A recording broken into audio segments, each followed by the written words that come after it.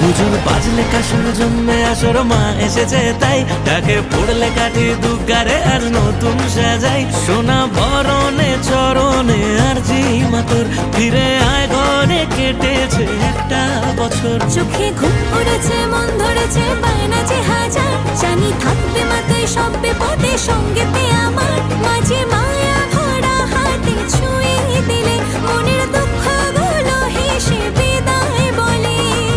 এই সময় পথের সাথী বাড়িয়ে হাতটা যদি দরবার কিসের ভয় বলো বলো দুর্গা মায়ের জয়।